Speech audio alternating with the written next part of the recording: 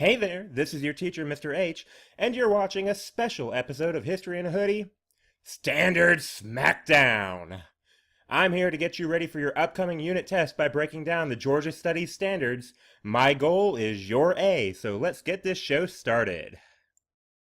The first geography standard reads, the student will locate Georgia in relation to region, nation, continent, and hemisphere.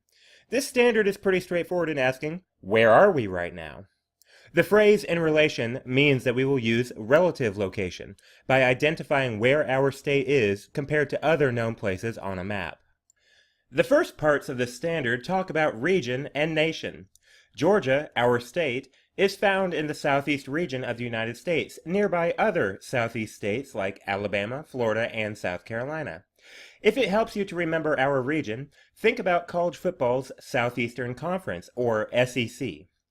While it is quite elementary, this standard also wants you to know that Georgia is in the United States of America. It is one of 50 states. The last few pieces of the standard talk about continent and hemisphere.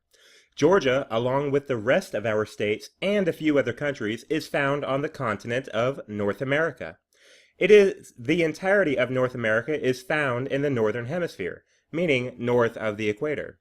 And it is also found entirely in the western hemisphere, meaning west of the prime meridian. So, to summarize, this standard expects you to understand that Georgia is in the southeast region, one of the United States of America, on the continent of North America, and in the northern and western hemispheres. That's it.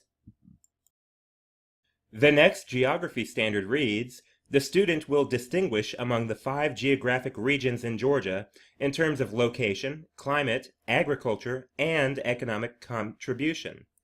The verb distinguish means to tell apart, so we will be looking for the similarities and differences between these regions. This chart breaks down some of the basics about the location, climate, agriculture, and economic contributions of the 5 regions: the Appalachian Plateau, the Valley and Ridge, the Blue Ridge, the Piedmont, and the Coastal Plain. Let's look for some facts to distinguish among these regions. First, for location and climate, you should notice the connection between the Appalachian Plateau, Valley and Ridge, and Blue Ridge. The similarities between these regions are simple when it comes to climate.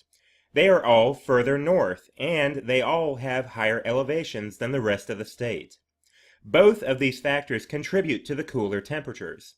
One unique detail to keep in mind about the Blue Ridge is that it is the region with the greatest precipitation in Georgia. When we consider agriculture compared with climate, you will notice another similarity. The most effective agricultural areas have a similar climate, warm and humid.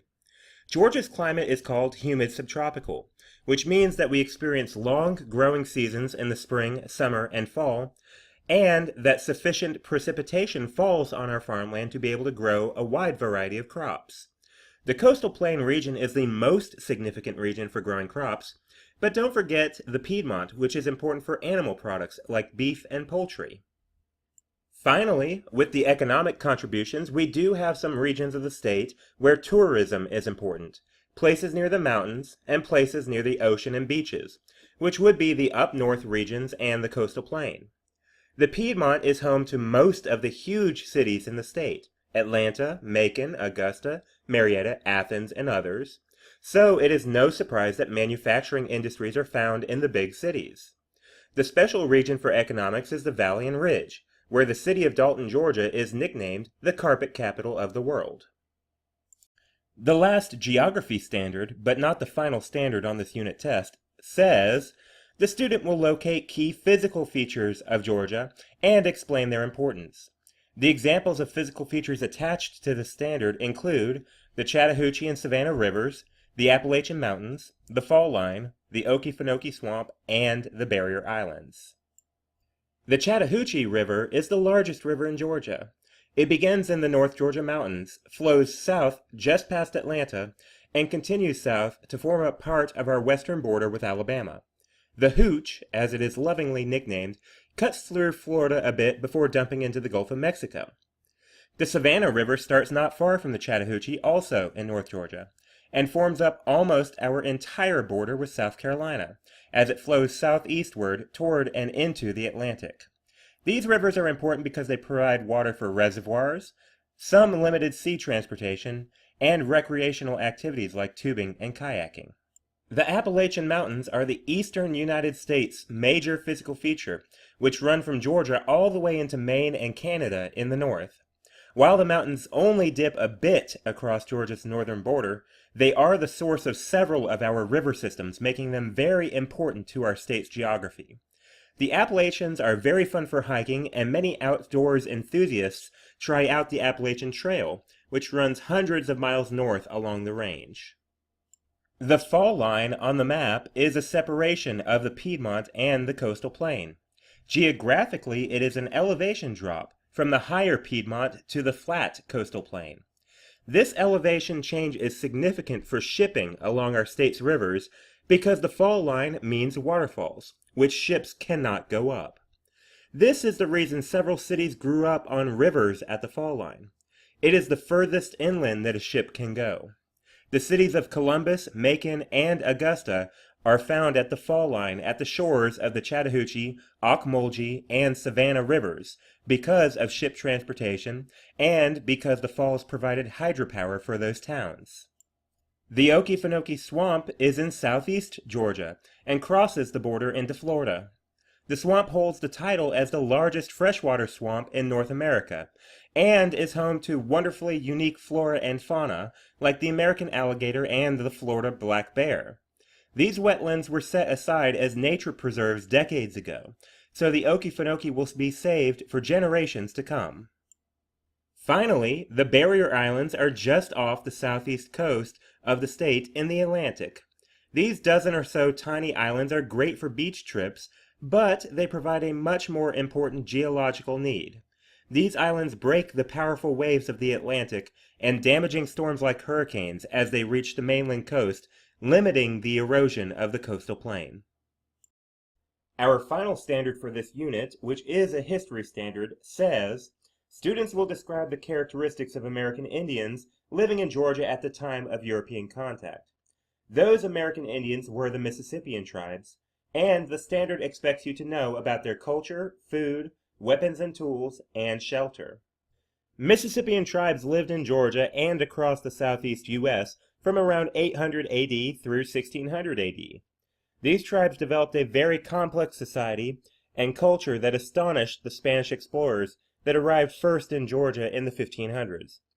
These native people were highly skilled at agriculture and didn't need to rely on hunting and gathering as much as their predecessors. They grew an understanding of soil fertility and learned that certain crops, when planted close together, helped each other grow more abundantly. Corn or maize, beans, and squash were a staple of their crop, which were nicknamed the Three Sisters when they were companion planted. The Mississippian society was centered around a chiefdom leadership system. A hereditary chief had the power to make decisions for several villages of Mississippians, though he often had a council of heads of households advising him in decisions about the people, the village, and trade. The village was typically surrounded by a man-made mound or mounds. These huge structures were likely used for religious worship, evidenced by the burial remains discovered by archaeologists, or housed the most important people in the village, like the chief. The surrounding village was built up of huts made of wattle and daub, which is sticks woven together and held strong by mud or clay. Because of the success of agriculture, very few in the community needed to work to feed their families, which gave Mississippians the opportunity to develop other trades. Pottery was a particular skill of these natives, as was the creation of tools, like axes, bows, and the atlatl, which is the thrown spear. Some villagers would still forage for food or hunt, but others in the society worked to build defenses, create art, trade with distant villages, and lead religious worshiping. I hope all of you learned a lot from today's episode of History and Hoodie, Standard Smackdown. If you did, don't forget to like, subscribe, and share. Just kidding, I don't care about that stuff. But do make sure you study for your test. Bye now.